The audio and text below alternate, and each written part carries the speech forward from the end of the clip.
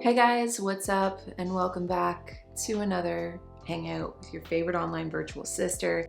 I've made myself quite the concoction today. So I've been trying out these IQ mixes along with these IQ bars. I also brought a snack for today's video. Yes, they sponsored today's coffee talk, but I've actually in general just been drinking and eating these lately. These are the best snacks, and I tried something new. Normally you're supposed to mix the IQ mixes into cold water.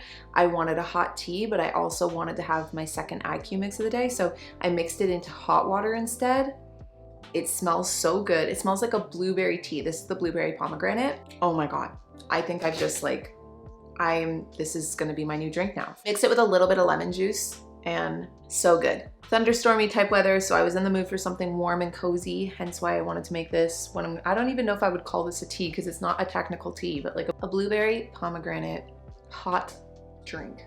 I don't know what we're gonna call it, but let's just call it delicious. Today's Coffee Talk podcast episode is brought to you by IQ Bar. The IQ Bar is the #1 brain and body protein bar in the US with over 10,000 5-star reviews and hundreds of thousands of happy customers. You can now get 20% off all IQ Bar products, including those IQ mixes for hydration, plus free shipping. And to get that 20% off, you just have to text the word TALK, T-A-L-K, to 64,000. To get that discount, text TALK to 64,000. Again, that's TALK, T-A-L-K, to 6400. Feel free to grab your own nails, your own snacks, your own drinks, or if you're going for a walk or if you're going for a drive, do so safely. Let me know what you're doing and what you're drinking or snacking on down below if you're over here on Kalyn's Coffee Talk and Flows on YouTube. Otherwise, hello and welcome. So today's chat is going to be almost like a pep talk, but also kind of like a guided journaling session. So you can use this as a session if you are journaling today, or you can take these prompts, pull them from today's chat,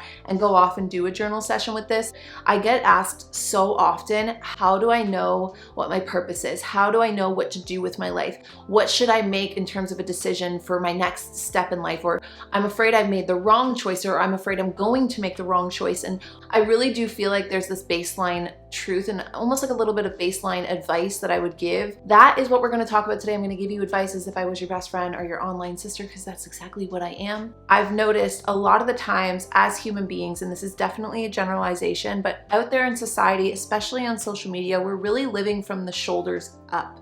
And we're disconnected from our bodies. And I think that technology plays a real big role in this. And I think that social media plays a big role in this. We get so lost in like who we think we are. I do this too. I get lost in it too when I'm trying to like rebrand my socials, and I'm like, okay, I went from city girl and now I'm a country girl. And like, so how can I like categorize myself so that people that are in similar demographics will find me? And it's a catch-22 because it makes sense when we try to break ourselves down and plan things and make things very meticulous and very methodical and very organized.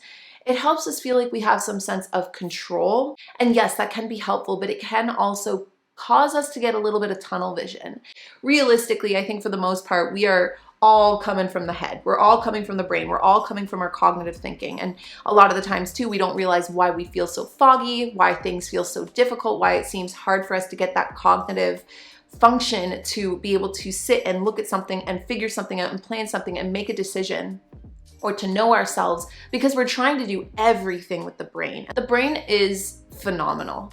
It is amazing, but it's a tool that can only be best utilized when it's combined and in connection to the rest of the body, and in my opinion, the soul or the spirit. So when we try and strip away the soul or the spirit, and we try and strip away the body, and we try to do everything through the brain, we cut ourselves off from so much of our own wisdom. I also think that we cut ourselves out of a lot of serendipity or opportunities that arise when we get into the doing of life instead of the planning or the thinking of life. So I'm going to get into the journal prompts in a second here, but this is just a little bit of wisdom to kind of create the bedrock around our conversation today. When you catch yourself too far into the planning, too far into the journaling, too far into the thinking, trying to make pros and cons lists, still feeling stuck, we're too far into the brain. We're too far into the mind. We're too far into the trying to organize life and organize information. I do believe to a certain extent life can be organized. Life in general is really organized chaos. And sometimes we need to lean into that chaos. Sometimes we need to find that balance. And that chaos really comes from the doing. In a way, almost throwing caution to the wind and allowing yourself to get into a flow instead of trying to force yourself forward with the mind. Take this advice if it actually fits, because sometimes we really do need to lean into our function, lean into our organization skills, lean into our ability to assess and move forward with the right choice based on that organized, methodical plan.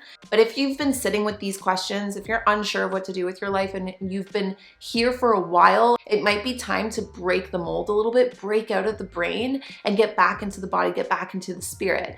And you don't have to do things that directly go into what it is you're trying to figure out. Like if you're trying to decide what kind of career path to take. Maybe you're trying to decide on a life purpose, a life focus, which in a way we can have multiple purposes, we can have multiple focuses, but let's say you just want to have a sense of direction to head into. If you just take a break from all of the thinking and planning and you go out and you garden, I don't know, create some art or dance or listen to some music or take a month off of planning and thinking and doing. See if you can actually push out the need to make a decision a little bit and get into your body, get into the ability to move and to flow. And in a lot of ways, you've probably experienced this before. I feel like everybody has, where maybe you're showering, maybe you're biking, maybe you're walking, maybe you're just doing something, you're cooking, you're doing dishes, you're cleaning your house, and the best ideas come to you, or these pockets of wisdom or these downloads come to you. Things suddenly have clarity that you didn't have before. Our best ideas come to us in those moments because our brain is in a state of flow. It's not being forced to figure something out. You're allowing it free range. You're allowing it freedom to have the space to look at things from new angles, to even complete meticulous tasks. Like something as simple as doing the dishes can allow you to come to clarity on completely irrelevant situations to the dishes. So if you do feel like you're stuck on a big life question, or you're worried about making a decision, or you're not too sure what to do, try to step away from the planning, try to step away from the doing. I mean, take these journal prompts, yes, and do them. Take this guided journal session and definitely go through it. But even if you feel stuck on some of the questions I'm gonna ask you today, take some space, get into the doing, and try and be in the doing as long as you can until those downloads start coming to you. Whether you're searching for your latest sneaker drop, that iconic handbag, a timeless watch, or your next piece of classic jewelry, eBay authenticators are there verifying every detail of your purchase. Yep, we're talking every inch, stitch, tick, facet, and clasp that make the piece that you're searching for worthy of your collection.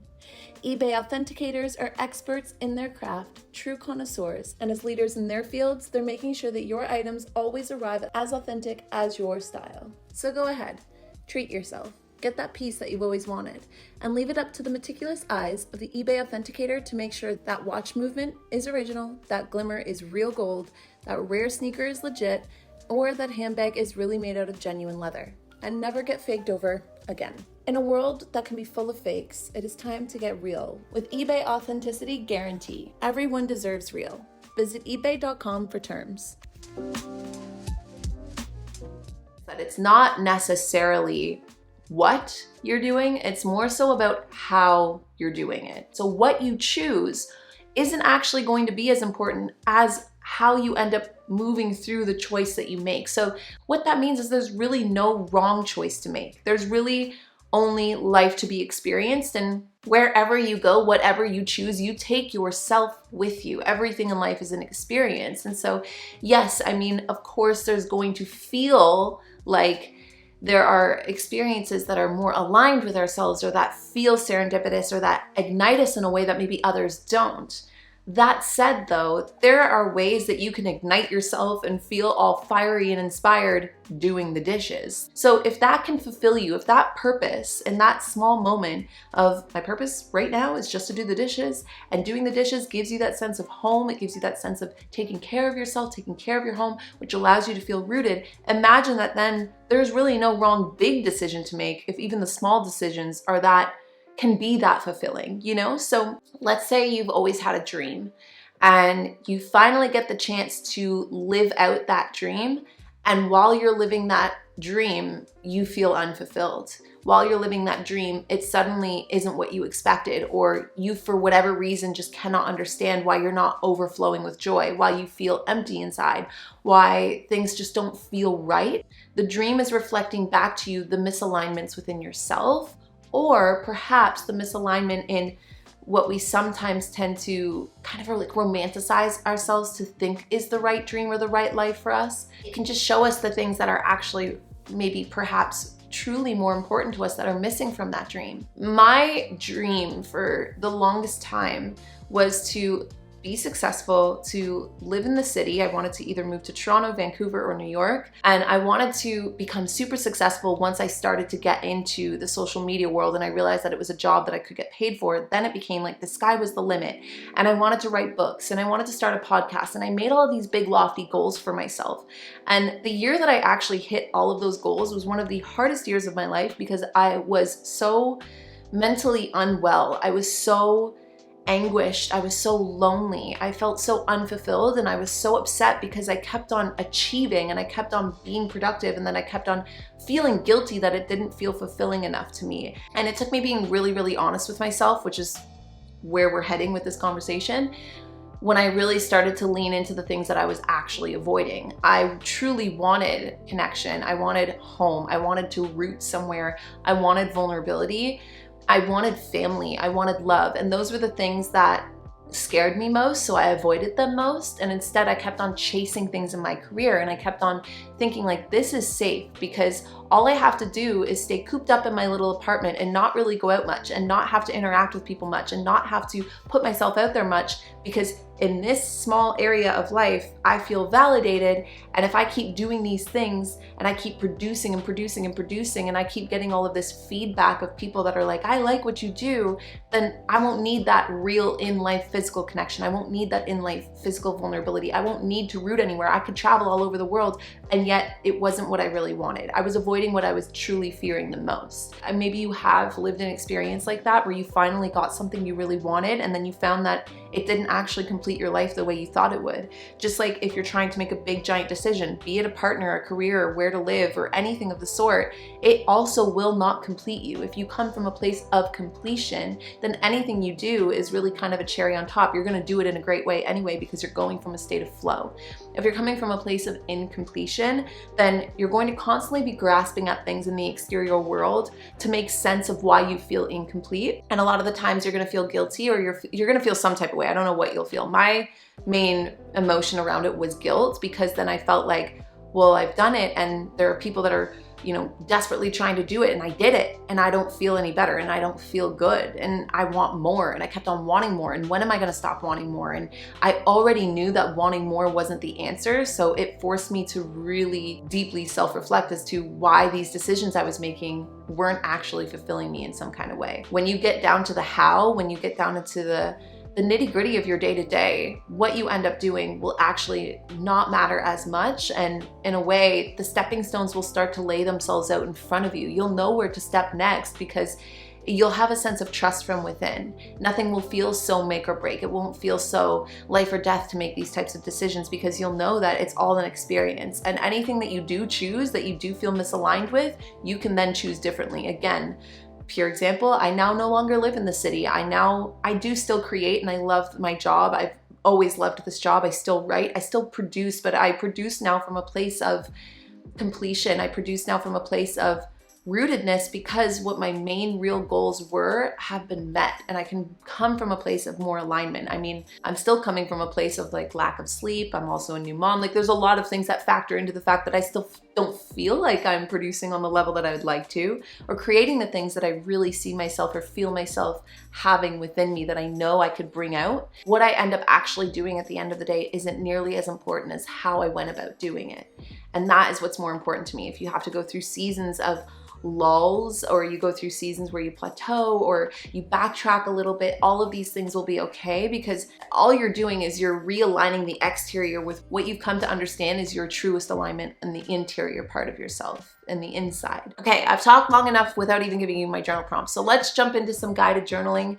You can feel free to take these prompts, pause me, stop letting me jabber into your ears and write out your answers, or you can listen to the full chat, listen to the full discussion, and then take these prompts and do them in your own time. Have a few questions for you to run through if you're really stuck on what to do with your life or a decision that you're making. The first question I have is, you need to know what you need. And what you need is actually not that complicated. A lot of the times we add a lot of things to this list that aren't actually needs, they're just really nice wants, and we don't want to let them go. And you're allowed to have a wants list too, but I'm talking baseline.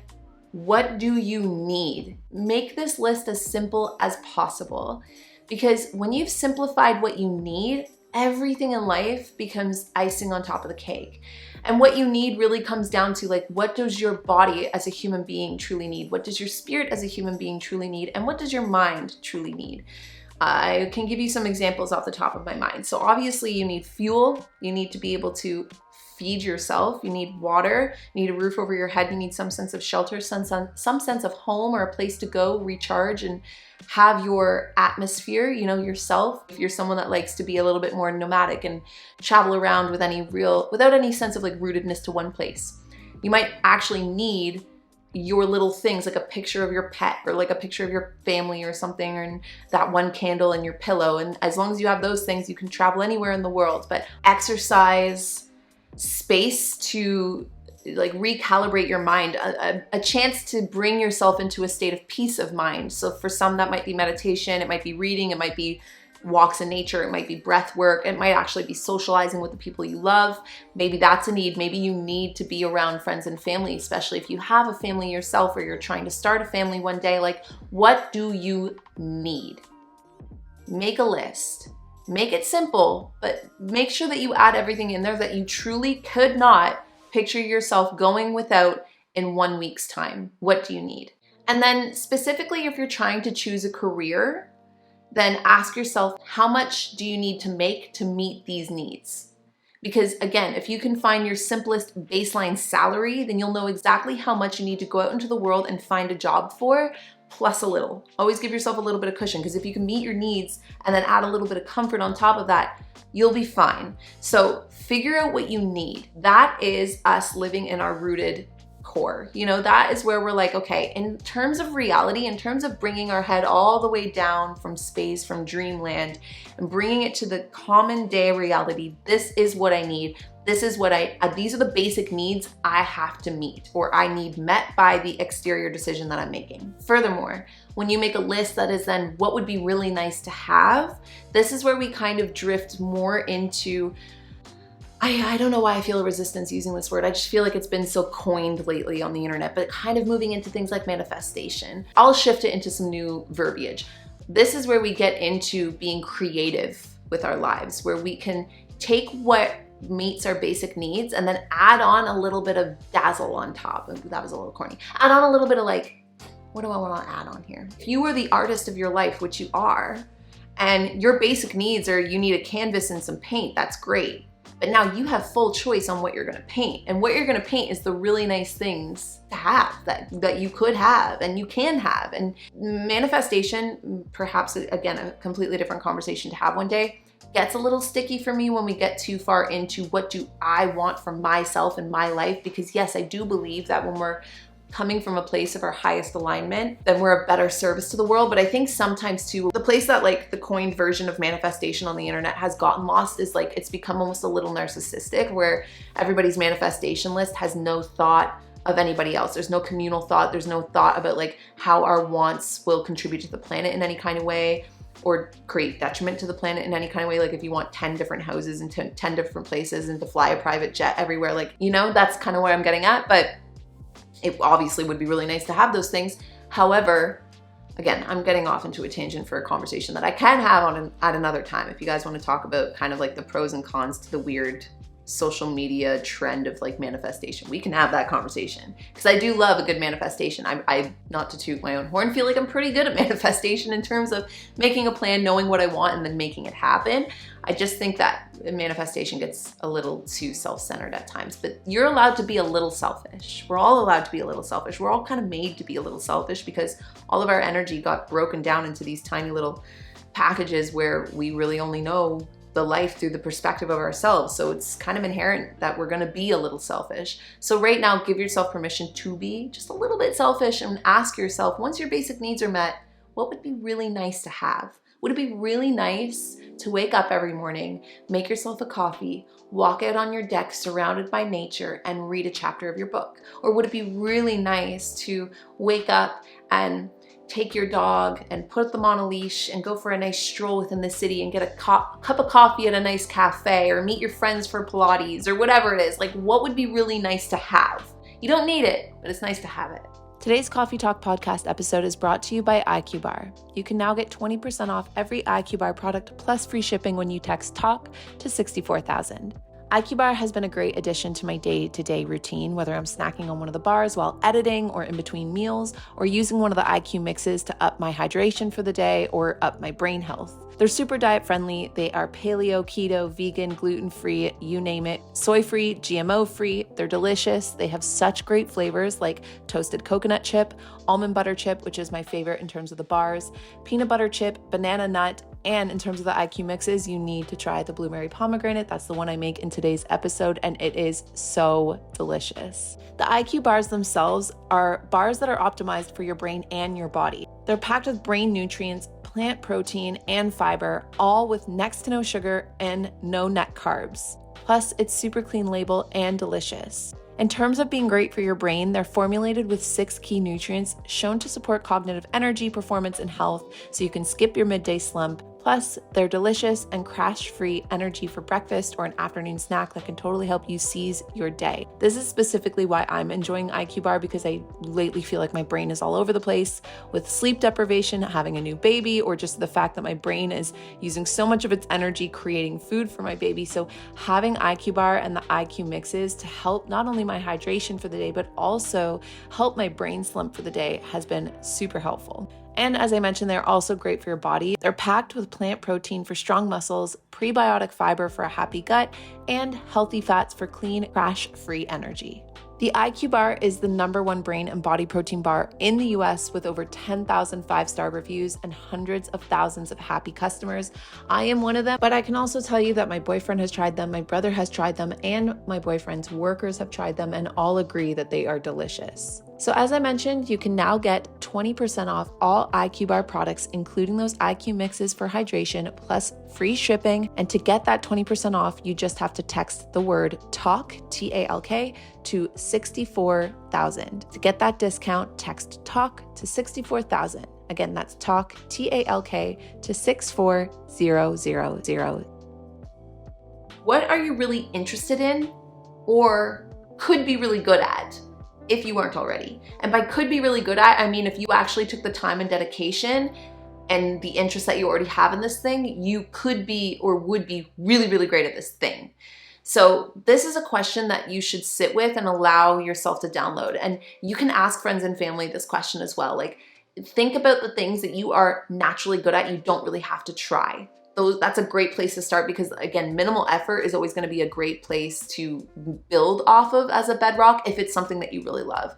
An example, I'm really good at giving people advice. Not always the best at taking it for myself at times, but I'm very, very good at when someone comes to me with a problem and they give me the permission to take my perspective and build them up and make them feel really good and help them see their qualities, their attributes, and then give them that motivation, give them that energy to be like, you can do it. Like, I can see it in you and I want you to see it in you. So like, I feel like I'm really good at that. When someone asks me for advice, when someone wants my perspective, when somebody wants my wisdom in a way. I feel weird saying my wisdom because that feels like a little bit, not narcissistic. I just struggle with sometimes to like own that within myself, but it really is. There is this inherited wisdom that for whatever reason I've been gifted, where if I sit with deep questions, I'm able to not only look at it from all perspectives, but also hear certain things that I'm just like, that seems like the truth, at least my truth. And I'm also at times not always the best at it, but I'm pretty good at opening up and expressing my truth in a very vulnerable way on the internet. These are other things that I'm really good at, and I execute those things and have created a job around those things. So what are you really, really good at? Or what do you have interest in? Maybe it's video editing. That was something else that I always had a really, really high interest in and I love to do. And with time and dedication, I've gotten better over the years. Like, Ask yourself, what intrigues you? What interests you? What pulls at your heartstrings? What would make your inner child sing? What would have made your younger self sing?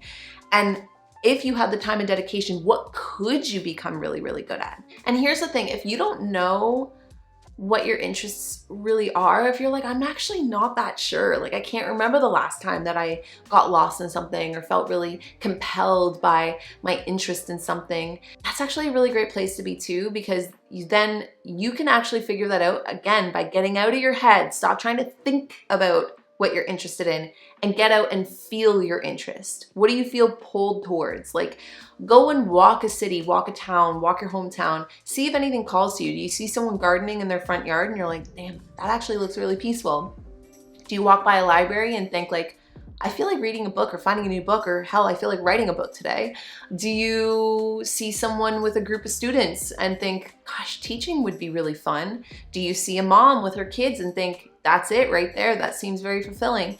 Do you go, you also don't need to necessarily go online. It's just that being and doing is a little bit different, and pulling yourself out of the brain is a lot easier when you're in the physical realm. But if you have to, scroll on Pinterest, scroll on the internet, just be wary. When you try to decide things, when you try to gauge interest on the internet, we always have to create space for the knowing that we're looking at a highlight reel, okay? And that's important to note only because we've talked about it many times, so I won't go off too far into this, but just this idea that we don't want to romanticize this decision that we're making, because there needs to be a balance between, yes, romanticize your life, hell, go at it, but also you need to bring a sense of practicality and functionality and reality into these decisions as well. I always almost get like a little bit of a lisp when I say certain things, but like you really do. And I say this as a Pisces, I say this as a dreamer, I say this as somebody who loves, I'm a hopeless romantic, okay? You tell me anything and I will romanticize the shit out of it. You tell me that you need to do your dishes and I will tell you exactly how to do it in a way that is romanticized, okay? Blare your music, put on some nice, fun, comfy, casual clothes, put your hair up in a bun, put on some cute lipstick, dance while you put your dishes away, and like there, you just romanticized your dishes. Act like you're literally that person in a movie that, you know, it's her Sunday and she's just like bopping around, like headphones in, and there's some guy who's not creepy and was welcomed into your home and is there for a reason that you don't realize is around the corner watching you dance all cute while you put your dishes away. Boom, romanticized dishes. Let's move on. This next question, whew, getting a little sweaty here. This next question is one that baffled me a little bit. What requires the least amount of effort? And I'm gonna add to it. What requires the least amount of your peace of mind? Because your peace of mind, at least in my opinion, is your power. When you are in your peace of mind, when your mind is at peace, when your body is at peace, when your spirit is at peace, you don't have to worry so much about making the right decisions. I truly think that that is the antidote to all of this worry, all of this anxiety, all of this pressure to be doing so much, to be choosing so much, to be reaching so far. I really do think that if you come from a place of peace, none of this stuff really matters as much. You stop worrying about it so much. So when you have to ask yourself, specifically coming back to making a life purpose or choosing a career, what requires the least amount of effort for you to, coming back up to the first prompt, meet your basic needs?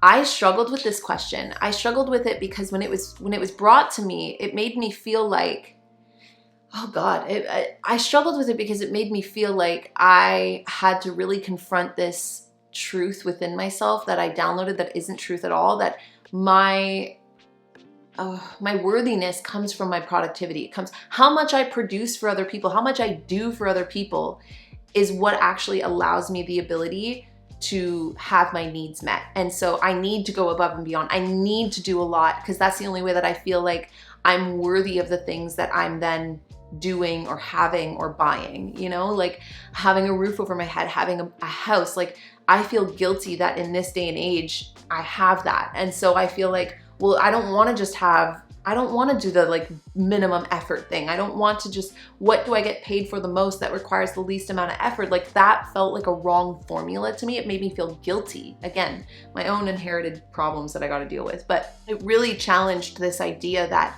my worth comes from my productivity. It's not necessarily that you get a job and you don't do it to the best of your ability. It just means more so like what requires the least amount of effort or peace of mind on your part to make your basic needs met. And then do that thing. Don't get a job where you're actually not living up to the promises you made.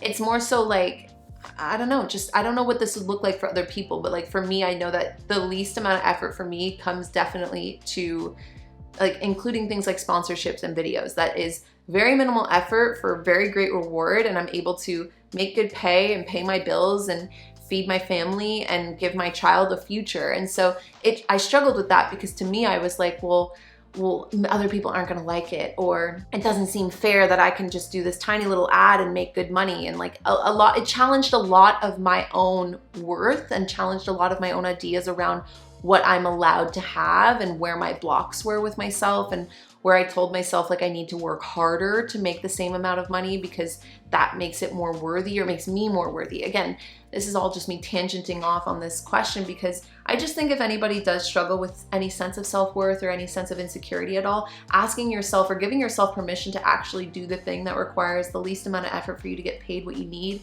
to meet your basic needs and the really nice wants, it'll reflect back to you a lot of your blocks that you might actually have. This idea that you need to actually be, not for lack of a better term, breaking your neck to meet your basic needs, or breaking your neck or working hard. And again, this is something else that I think that depending on where you live, but definitely in North American culture, we definitely tend to glamorize like lack of sleep, working really hard, working crazy hours, staying up all night, or being so stressed and so busy. And you're actually allowed to give yourself back your peace of mind. I think that there's a huge power in giving yourself back the ability to actually say, I have time freedom, but I'm not going to use it on that. Or I have choices and none of these choices are the right one for me, so I'm not going to choose any of them. I mean, giving yourself back your peace of mind, giving yourself back your simplicity. And that's exactly why I said simplify your needs. Simplify what you need. Stop making it seem like you need to live in this specific place or you need to have these specific things, or specific, especially material things. And if you can simplify your needs, then you can simplify your peace of mind. And that's not to say that you need to be a minimalist or anything like that, but it's more so when you make it known that your basic needs are met, everything else becomes a choice, not a necessity. Everything else becomes a part of you choosing from a place of power instead of choosing out of a place of lack.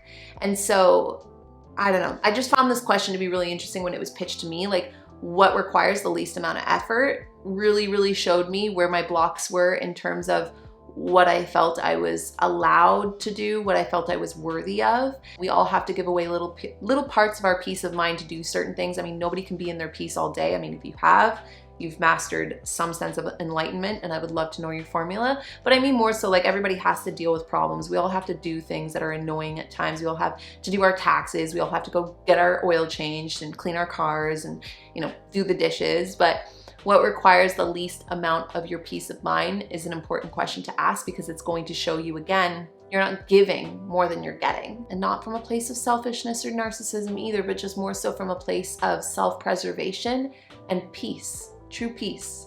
I can tell I've been talking too long when my sentences start not functioning and making sense, which this IQ mix, by the way, is meant to actually help with cognitive function. So I'm praying that this is gonna help me because my milk brain is wild. But what are you already doing? In the sense of, if you are trying to choose a life purpose, this question is super important. What are you already doing? And I might kind of navigate you to maybe go to a coffee talk I did not too long ago that was, you're already doing it.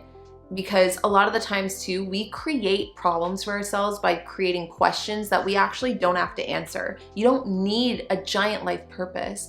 You don't need to be doing something giant, huge, and crazy in order to, again, have a sense of worthiness or have a sense of validity for like existing, you know? What you're already doing holds the key to a lot of the questions that we already ask. You know, and again, it comes back to get out of your head and back into your body, get back into the doing, get back into your life. Stop trying to plan so much.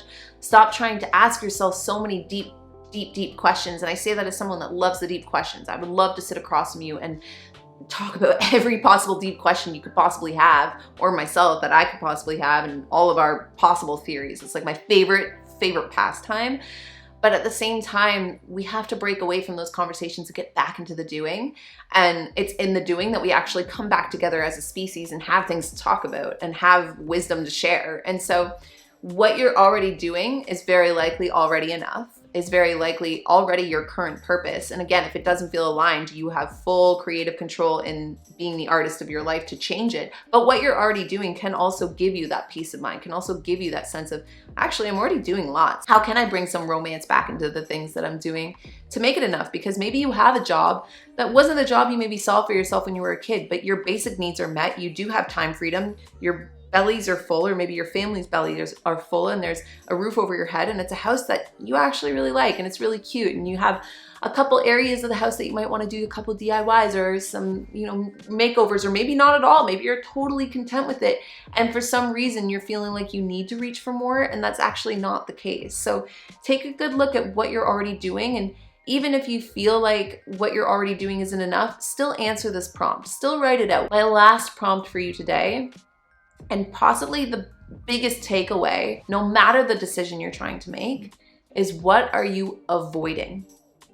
Maybe you're avoiding your family. Maybe you're avoiding your trauma. Maybe you're avoiding therapy. Maybe you're avoiding exercise. Maybe you're avoiding cleaning your house. Maybe you're avoiding calling that person back. Maybe you're avoiding love in general. Like maybe you're avoiding doing something that's been on your to-do list for so long that's really, really stressing you out, but you're avoiding it because you just don't feel like you have the capabilities or the tools. Like genuinely, what are you avoiding right here, right now in this chapter of your life? Either pause and think about it, or pause and write down, what are you avoiding? Face the question, face the reflection, and let me tell you why. If you have one takeaway from today's coffee talk, this is going to be the most important one, the most important prompt, and it's something you should ask yourself regularly, at least once a season, okay? 4 times a year, if not once a year at least. What are you avoiding? Because that right there is your purpose. It is your current purpose, and it will be the key to unlocking your next level of growth as a human in your lifetime on this planet. What we avoid out of fear. And what we fear is where we block ourselves from expanding and growing and evolving in our lives. So whatever it is that you're actually avoiding, whatever it is that you are pushing away, is actually the direction you are very, very likely meant to head in. So when you can't follow your intuition, this might sound like bad advice, but follow your fear. Face your fear, because on the other side of your fear, you're gonna get a deeper connection to your intuition. You're gonna realize, I can, or wow, that really wasn't that bad, or wow, I can actually really trust myself. Lean into it, really face it head on. Even the things that I can think of right now that I know I'm avoiding are the things that I actually need to be doing the most. And I'm avoiding them because, why am I avoiding them? I'm avoiding them because I feel like I almost sometimes question like my capabilities. I question my ability. I question, am I good enough? I question, am I smart enough? These are perpetual challenges that my highest self, my inner self, my whatever you want to call it, is constantly faced with. This is my pattern. This is my sole purpose, to figure out and to learn how to validate myself, how to actually know that I am fully worthy, I am fully capable. So the things that I avoid tend to be the things that I actually need to do most, because those are the things that are going to show me that I am good, that I have everything I need within, that I actually am fully and very much capable. So I've been working on writing lately, and I've been loving it so much, but then every time it's time to take that next step, to get it ready, to push it a little bit more forward to its release date, I always end up avoiding it. I always end up going back. I always end up changing things. And that also comes from, again, fear that I'm not good enough. It's fear that I'm gonna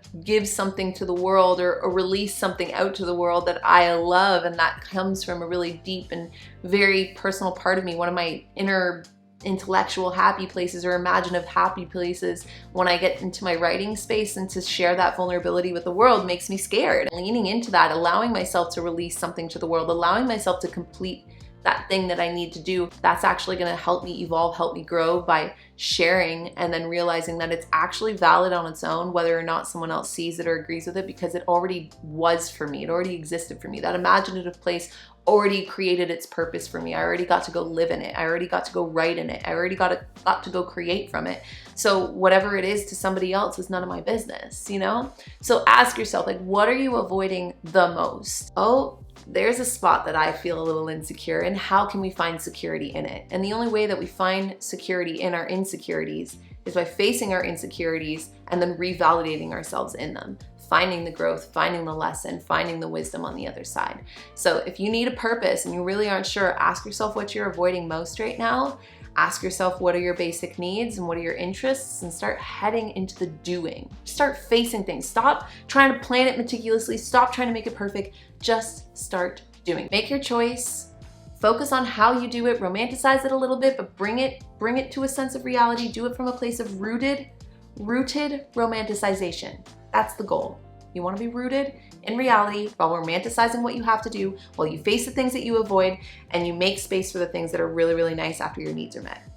And that's your formula. I hope you guys enjoyed today's coffee talk. I'm gonna finish my drink and actually have my snack, and I just realized I didn't do my nails, so maybe I'll film another coffee talk for another week and do my nails now. I appreciate you all so much sitting here and hanging out with me. I know that this conversation, all of these are conversation styles, so sometimes we get a little lost in the sauce, so I'll collect all of the journal prompts that I just gave you and put them into the description box of both the podcast audio and the podcast video so that they're ready for you to go, so you can go off and journal on these aspects and these thoughts and these deep, perplexing, life questions. But also, don't be afraid to get into that doing. And if you are over here on YouTube, feel free to let me know in the comment section what it is that you actually are going to go do, or if you want to share any of your answers to today's prompts, feel free to do so. I appreciate you guys all so much. I'm cheersing you a big cup of IQ mix, and I will chat with all of you guys in my next Coffee Talk podcast episode. Bye, everyone.